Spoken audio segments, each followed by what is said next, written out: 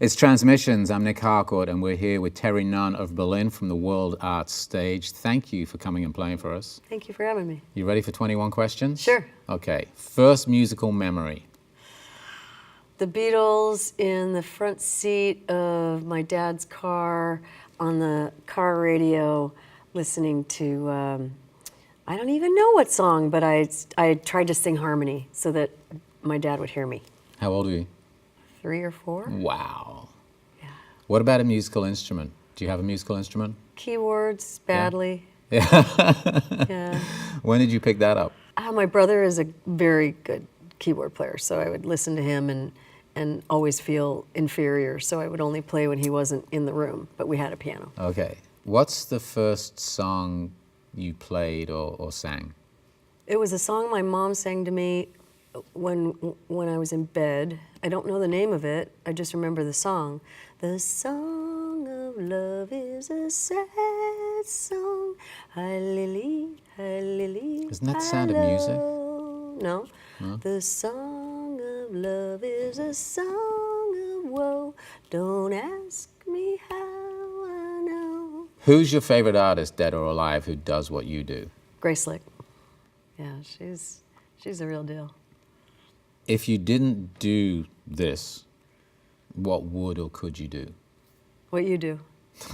I would be a DJ. What do you think I do? You're a DJ. I always thought that it would be great if I didn't have talent to make music myself, that I would want to play music for other people that I like. Right. And I would try to be a DJ. You've done that. Yeah. It was amazing. It was so much fun. You had that radio I'm not show. as good as you, Yeah. but I loved it. What's your idea of happiness? The sound of my daughter's laugh. Oh, that's sweet. There's nothing more beautiful. What's your idea of misery?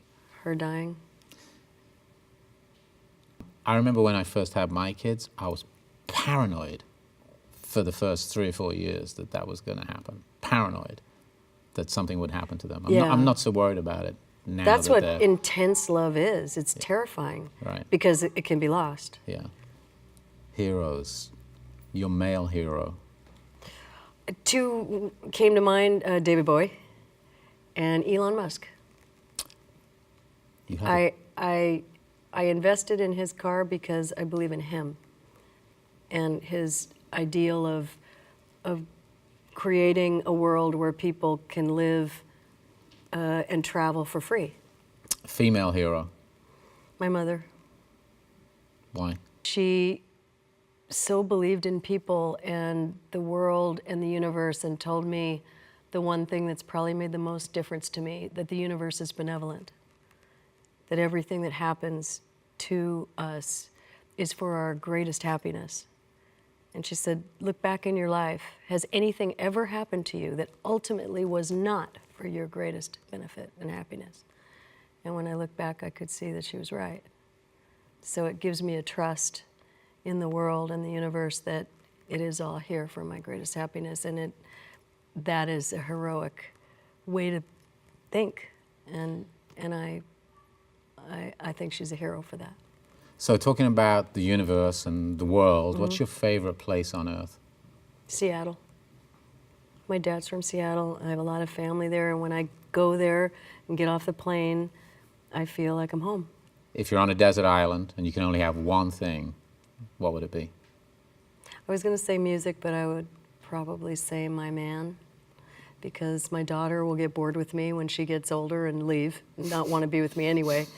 But my man is so loving and supportive that I can't imagine life without him. Good answer. If you ran the world, what's the first thing you'd do?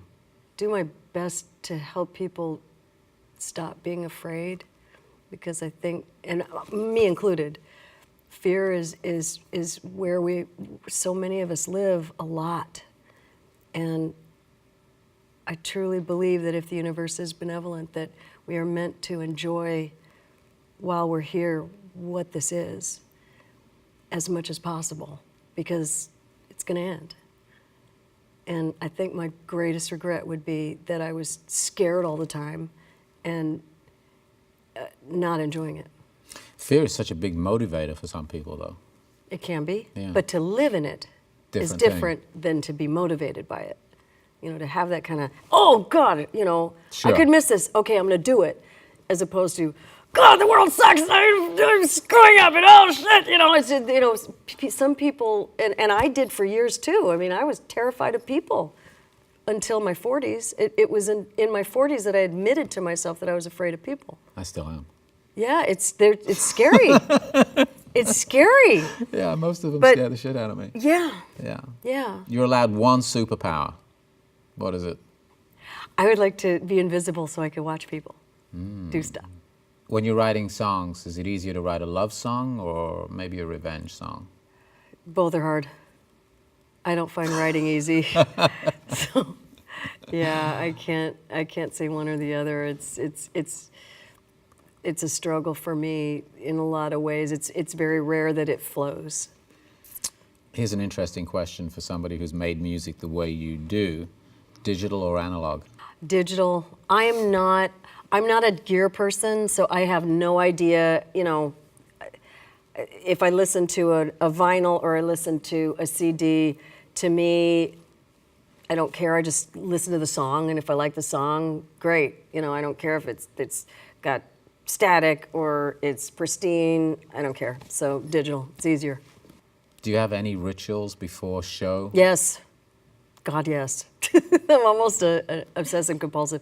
I meditate before every show so that I can get out of my ego head, because get out of that part of me that wants to look good and wonders if everybody likes me, and you know, is it all going to go perfectly? And if I meditate, I can just get into what I need to communicate and connect with the crowd, and it's a very weird thing, and it's probably not worth going into because it's very strange, but it helps me just connect and get out of my head and into my heart.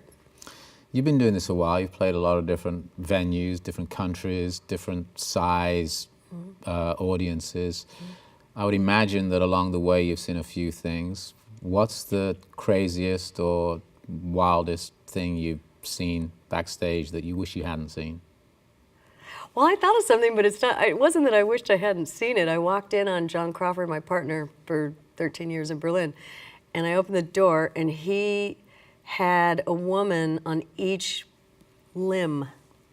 And there's literally like two on the floor who were doing something to his legs, and one on each arm, and he just kind of looked up at me.